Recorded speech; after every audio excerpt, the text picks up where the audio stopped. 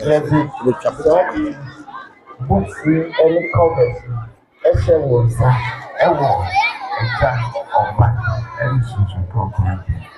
Ẹnso abapa na nkadaakye yẹn bẹ̀gyina ha bìbì. Na yẹ mmɔfra egu ha nyinaa ayɛ akrakyefoɔ ne mburambafo a wɔn apagya Adjobue ekuro ɛne ɔman Ghana aso Awurade anim. Amen.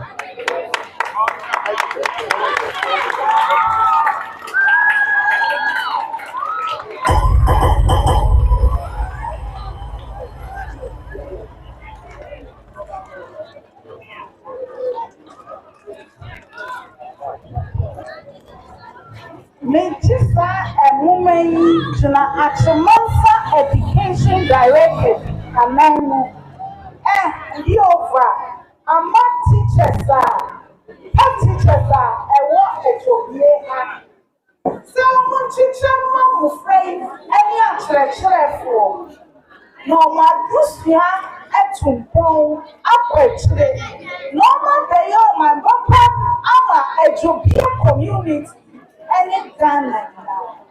None in penny for Me kasa ni mi din kankan. Say time I dey metra akonya ne so no. Me ko DC ho e kosra no. Book of fire no. O say Adjobue school say wo Akyem nyina ye ne etoso miensa e wo form. We can free form one. The then director and so Ghana Education Service. And also edit the same book actually. A year na meeting can be said. A was a measure education. Addition ever Adjobue assistant. 2. A mining town. It is very challenging. M.I.M. Bofrad. It is quite here. You befa nkolano kon bedo school ko. Na woman so woman be bibi sonko daachi no eno na wo se yeye ni nyina chi afia me de ba ha no eno nso ni make sure say ye ni University of Cape Coast establishing protocol arrangement na as at 2-3 years to aso ye de mbofra not less than 12 ye de woman echo ho University of Cape Coast. So me edi mbofra ni bi akọ Garden City University and University College ewo Kumasi. Enda ye ken still we go so the ye mbofra ekọ University of Cape Coast and Garden City University College ewo Kumasi. Enti kwabia ye fa ye mbofra wo mko bedo adisia ena ye gusu etu ho anamo enti ade ye no yenim say we enye the last, this is just the beginning. Ye hwe say bibi sonko ebeba be pagya ye educational system ewa ha. The biggest challenge I wo any say awufuja wo momba anajo 7-8 na wo monam plom em say ade a ahemfie ye hwe si ebetu ho anamon na saa de nso eso atwa wo mo aye ne wo mo ebe saa adwuma nyina ne awofo a wo mo mbofra ana emba ebu schools enti yenim say bia akoso ndey ebeka asem akira awofo nyina na wo mo nso ahu say edu anibre mbre so a ewo say wo mo mba wo mo hwe say wo mo be school. Like almost all mining areas, say education is a challenge.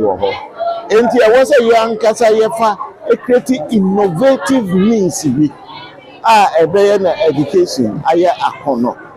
It been a year fitting as because I think I've worked a boys school say one koto our phone koto books are now yet software. And you better say we provide the warm with all the your friends and materials are a big yam of run. Now, you excuse you.